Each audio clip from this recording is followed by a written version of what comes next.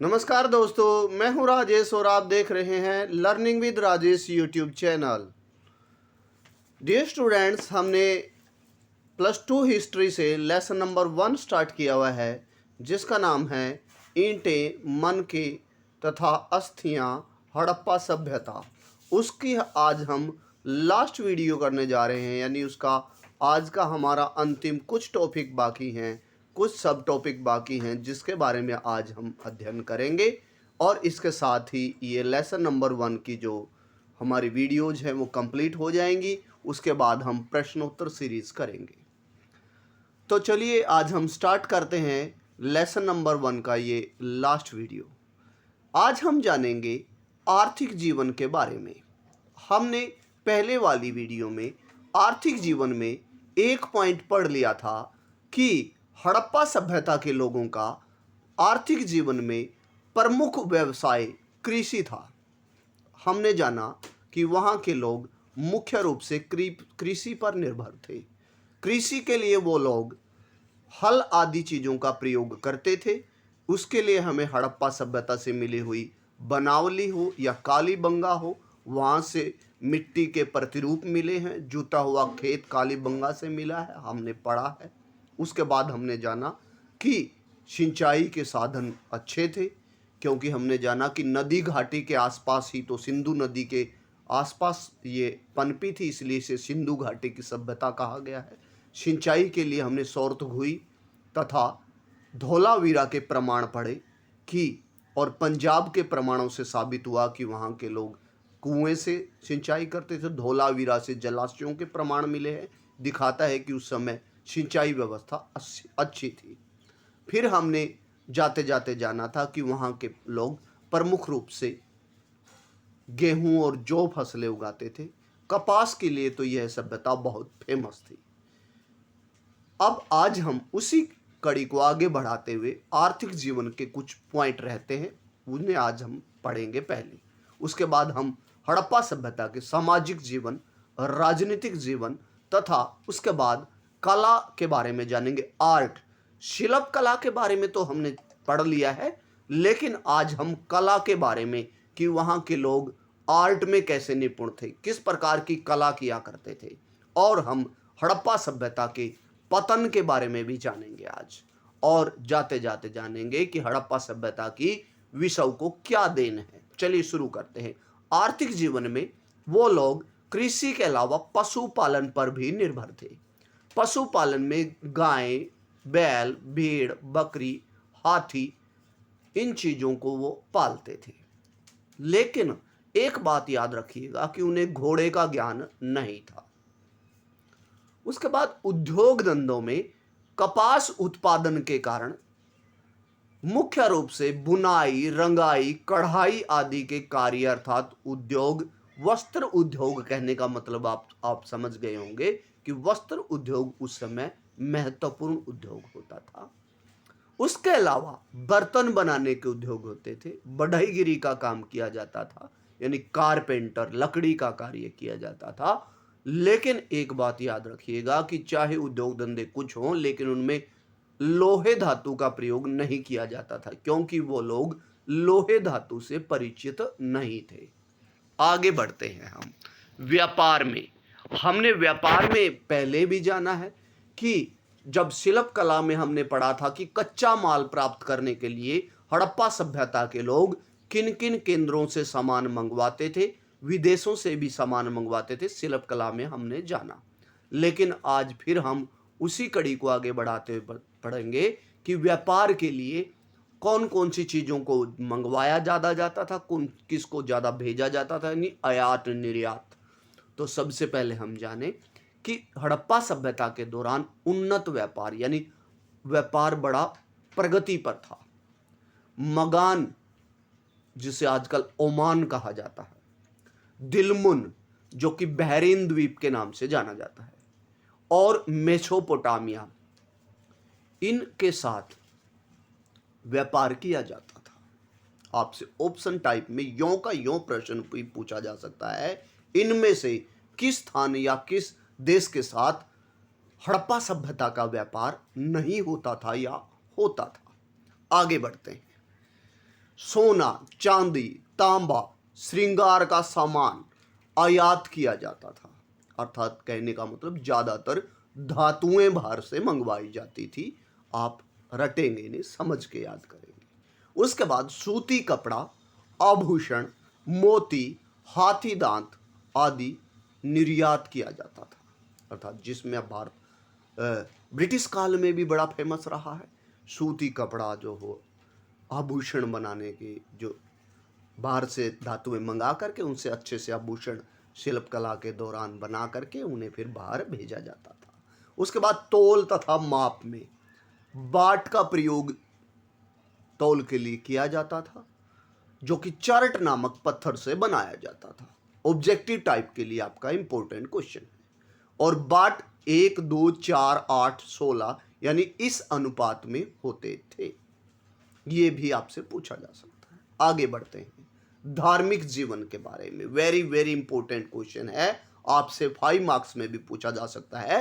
हड़प्पा सभ्यता के धार्मिक जीवन पर विस्तार पूर्वक लिखिए। तो चलिए हम बढ़ते हैं। सबसे पहले वो लोग मातृदेवी की यानी देवी मां की पूजा किया करते थे। वो लोग शिव की पूजा भी किया करते थे।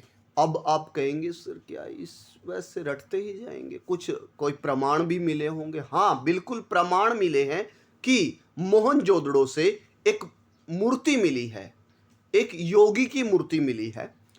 उस योगी के दाएं हिस्से में हाथी और शेर बैठे हुए हैं, बाएं गेंडा और सांड बैठे हुए हैं, नीचे 2 हिरण दिखाए गए हैं। और वो योगी शिव यानी वो योगी व्यक्ति माना जाता है कि शिवजी भगवान हैं। अर्थात इससे प्रमाण मिला है कि वो लोग शिव की पूजा किया करते थे।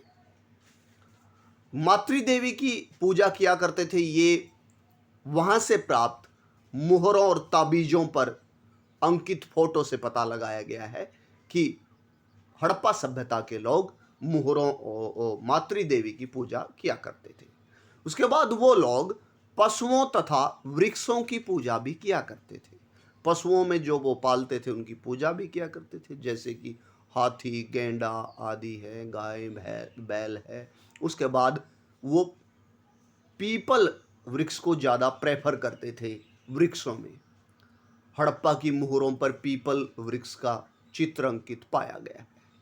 प्रजनन शक्तियों की पूजा किया करते थे, लिंग योनि की पूजा किया करते थे, जिसमें आपने पढ़ा है। जल पूजा, सूर्य पूजा और पक्षियों में ज़्यादातर वो गुग्गी की पूजा किया करते थे। इस प्रकार आप समझ गए होंगे कि उनके धार्मिक, और आपने ये भी जाना होगा कि जो स्वास्तिक का चिन्ह है, जो स्वास्तिक चिन्ह हम शुभ कार्यों पर बनाते हैं, वो भी उन्हीं की देन मानी जाती है धार्मिक जीवन में। उसके बाद सामाजिक जीवन, वेरी वेरी इंपॉर्टेंट पॉइंट कि समाज कैसा था उस समय। सामाजिक जीवन में हम राजा के बारे में भी जानेंगे, यानी हमें इसे सामाजिक राजनीतिक जीवन कह सकते हैं। सामाजिक राजनीतिक जीवन। अब राजनीतिक जीवन में राजा के संबंध में कहना बहुत कठिन है, क्योंकि प्रमाण कहीं भी नहीं मिलते हैं कि फला यानी फला नाम का राजा होता था। राजा के संबंध में कहना कठिन है। तो लेकिन दुर्ग जो पाए गए, हड़प्पा हो या मोहनजोदड़ो हो, वहां पर जो दुर्ग पाए गए हैं वो दिखाते हैं कि वो राजाओं द्वारा बनाए गए होंगे, राजाओं द्वारा ऑफिस के रूप में प्रयोग भी किए गए होंगे, इसीलिए दुर्ग बनाए गए थे। तो दुर्ग इस बात की ओर संकेत करते हैं कि उस समय राजा लोग होते थे। उस समय पुरोहित का प्रभाव राजनीतिक जीवन पर बहुत सा होता था। अब पुरोहित का प्रभाव होता था, ये कहां से पता चला? मोहनजोदड़ो से पुरोहित राजा की मूर्ति मिली है, जो ये दिखाती है कि पुरोहितों का प्रभाव भी राजनीतिक जीवन में पाया जाता था। हड़प्पा तथा मोहनजोदड़ो 2 राजधानियां मानी गई है हड़प्पा सभ्यता की, और संभवतः भू राजस्व आय का प्रमुख स्रोत होता था, संभवतः। और उससे विभिन्न विकास कार्य किए जाते होंगे, जैसे सड़क बनाना, भवन बनाना तथा अन्य कार्यों के लिए। राजा लोग जो राजनीतिक जीवन में युद्ध के दौरान या फिर लड़ाइयों के दौरान तलवार, कवच, कुल्हाड़ियों का प्रयोग किया करते थे और वो ज़्यादातर तांबे और कांसे के बने होते थे। कौन सी धातुओं के? तांबे और कांसे के, क्योंकि आपको पता है कि वो एक कांस्य युगीन सभ्यता थी। इस प्रकार आपने राजनीतिक जीवन यानी उस समय सामाजिक राजनीतिक जीवन कैसा था जाना। आगे बढ़ते हैं। कला। कला में सबसे पहले आती है मूर्ति कला। मूर्ति कला के लिए जो मूर्तियां बनाई जाती थी पत्थर, धातु और टेराकोटा से बनाई जाती थी। अब आपके लिए टेराकोटा पॉइंट थोड़ा सा अलग है। टेराकोटा पकी हुई, आग में पकी हुई मिट्टी को कहा जाता था हड़प्पा सभ्यता के दौरान। पुरोहित राजा की मूर्ति भी मूर्ति कला का महत्वपूर्ण उदाहरण है, मोहनजोदड़ो से जो पाई गई है। मोहनजोदड़ो से पाई गई कांसे की नर्तकी की मूर्ति भी मूर्ति कला का बहुत अच्छा प्रमाण है। बताया गया है कि मूर्ति जो है वो नग्न मुद्रा में पाई गई है, अच्छा हार श्रृंगार किए हुए है। उसके बाद जो ज़्यादातर मूर्तियां बनाई जाती थी वो टेराकोटा मिट्टी से बनाई जाती थी। आपने अभी जाना टेराकोटा क्या है। बर्तन बनाने की कला यानी आर्ट में वो लोग बर्तन बनाने में भी माहिर थे। बर्तन चाक पर बनाए जाते थे, सादा भी बनाए जाते थे, रंगीन भी, जिस पर फूल पत्तियां, काले रंग की पत्तियां आजकल भी हम देखते हैं कि मटकों पर बनाई जाती है। आभूषण बनाने के लिए भी वो लोग माहिर थे, जिसमें सोने, चांदी, पत्थर, हड्डी और हाथी दांत से आभूषण बनाए जाते थे। आई होप कि आपको कला के बारे में पॉइंट अच्छे से समझ आए होंगे कि वो लोग कला में मूर्ति कला के बारे में और चित्रकला के बारे में, बर्तन बनाने में, आभूषण बनाने में बड़े प्रसिद्ध थे, माहिर थे। हड़प्पा की लिपि के बारे में, लिपि में चित्रमयी लिपि, उस समय की लिपि चित्रमयी लिपि थी, अर्थात चित्र ही चित्र दिखते थे उसमें। वर्ण 375 से 400 वर्ण के आसपास माने गए। वह लिपि पहले दाएं से बाएं, यानी जैसे हम स्टार्ट करते हैं वैसे नहीं, यानी उल्टी, वहां से दाएं से बाएं, फिर बाएं से दाएं, ऐसे लिखी जाती थी। यह लिपि रहस्यमय लिपि मानी जाती। क्यों मानी जाती है? अब आपसे पूछा जा सकता है कि इनमें से कौन सी लिपि को रहस्यमय लिपि भी कहते हैं। आप बताएंगे हड़प्पा सभ्यता की लिपि को। क्यों? क्योंकि अब तक रहस्य ही है, यह लिपि पढ़ी ही नहीं गई है किसी से, इसलिए इस लिपि को रहस्यमय लिपि भी कहा जा सकता है। आपके लिए 2 मार्क्स के क्वेश्चन के लिए तैयार हो गया होगा शायद आपके लिए। हड़प्पा सभ्यता की लिपि के बारे में आप क्या जानते हैं? उसके बाद हड़प्पा सभ्यता का पतन।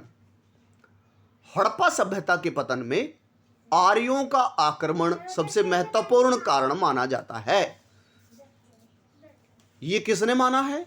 गार्डन चाइल्ड तथा मार्टिन एम व्हीलर ने माना है कि आर्यों का आक्रमण हड़प्पा सभ्यता के पतन का मुख्य कारण था।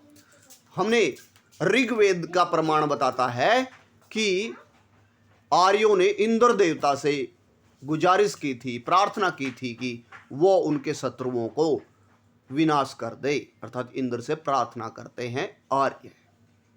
लेकिन कुछ विद्वान मानते हैं कि आर्य इतनी संख्या में नहीं थे कि जो हड़प्पा सभ्यता के लोगों को मार सके या उनका विनाश कर सके। लेकिन माना जाता है, सबसे महत्वपूर्ण कारण माना जाता है आर्यों का आक्रमण।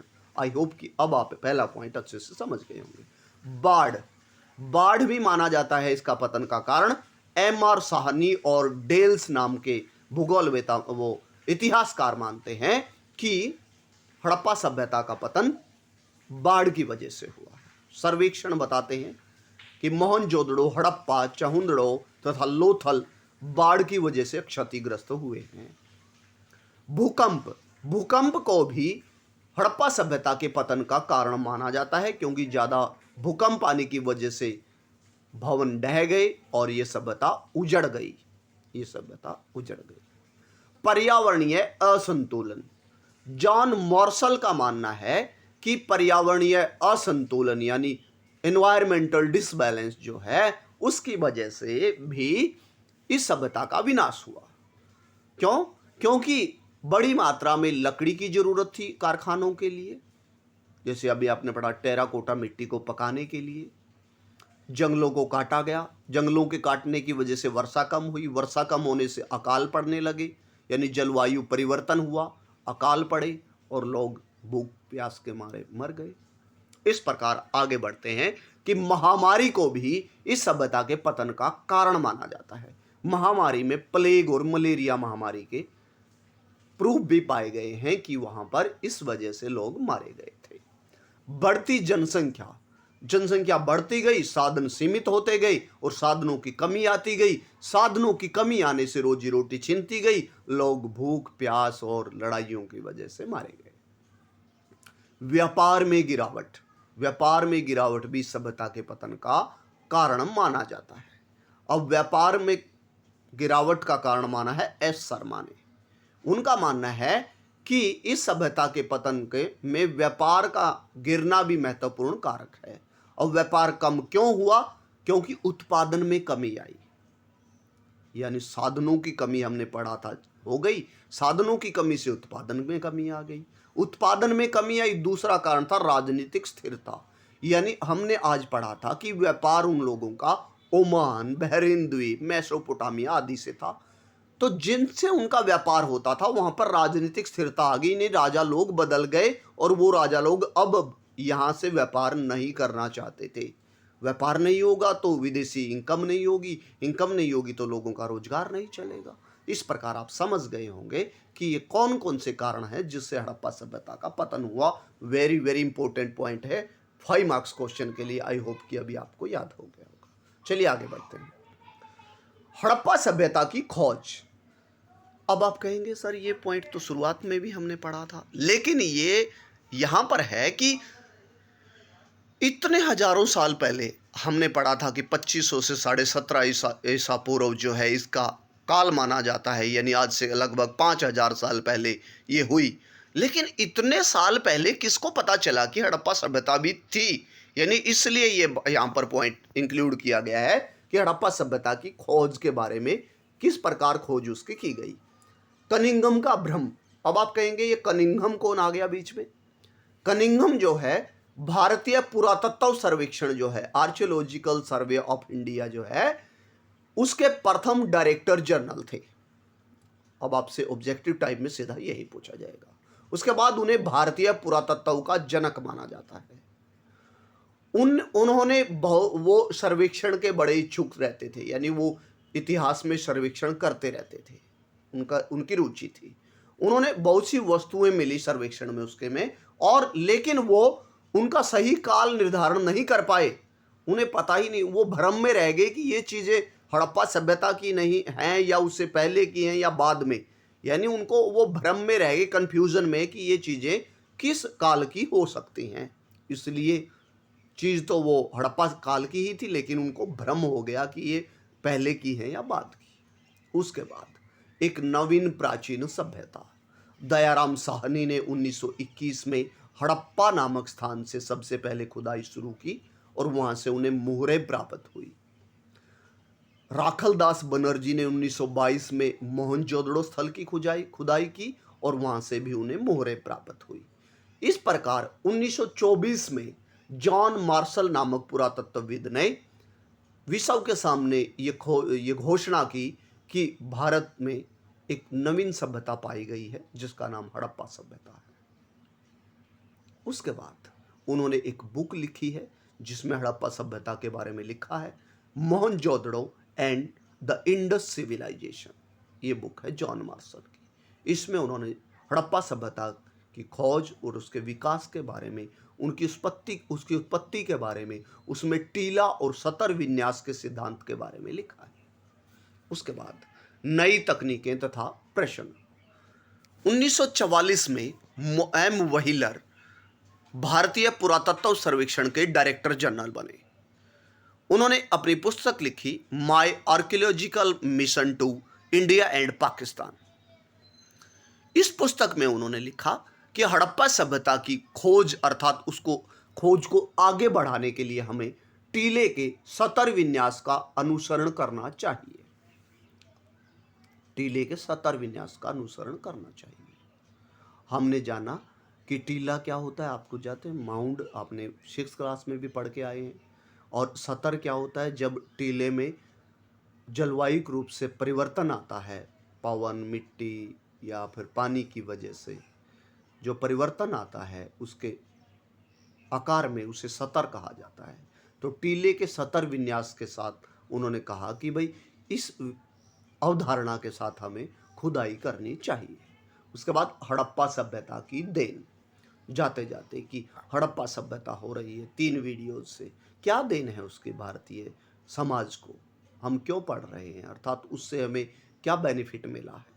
नगर योजना, यानी आज इतने इतने सिस्टमेटिक ढंग से नगर जो बसाए जा रहे हैं, शायद वो हड़प्पा सभ्यता की ही देन है। व्यापार, व्यापार में कैसे किया जाना चाहिए, और व्यापार में बैलगाड़ियों का प्रयोग और नाव बनाने की जो प्रक्रिया है वो हमें हड़प्पा सभ्यता से मिली है। कपास की खेती, जिसके लिए वो बहुत फेमस थी हड़प्पा सभ्यता, उसकी खेती आज तक भी हो रही है, वो हड़प्पा सभ्यता की देन है। चित्रकला, मूर्ति कला और आभूषण बनाने की कला के लिए भी हम हड़प्पा सभ्यता के ऋणी हैं। शतरंज का खेल जो आजकल बड़ा फेमस है, बाट बनाने, बाटों का प्रयोग आजकल जो हो रहा है वो भी हड़प्पा सभ्यता की देन है। श्रृंगार, जो महिलाएं श्रृंगार कर रही हैं, जो पुरुष दाढ़ी रखते हैं, केस रखते हैं, लंबे लंबे बाल रखते हैं, वो शायद हड़प्पा सभ्यता की ही देन है। और धार्मिक देन बहुत सारी हैं, जिसमें आप जानते हैं कि लोग मातृ देवी की पूजा करते हैं या शिव की पूजा करते हैं, या स्वास्तिक चिन्ह जो है वो हमें हड़प्पा सभ्यता की देन है। इस प्रकार आप समझ गए होंगे कि हड़प्पा सभ्यता की भारत को क्या क्या देन है। आई होप कि आपको आज की वीडियो अच्छी लगी होगी, पॉइंट क्लियर हो गए होंगे सारे, और इस प्रकार आपको पहला लेसन अच्छे से समझ आ गया होगा। यदि आप मेरे यूट्यूब चैनल पर नए हैं, please subscribe the channel, like and share also. Thank you and have a nice day.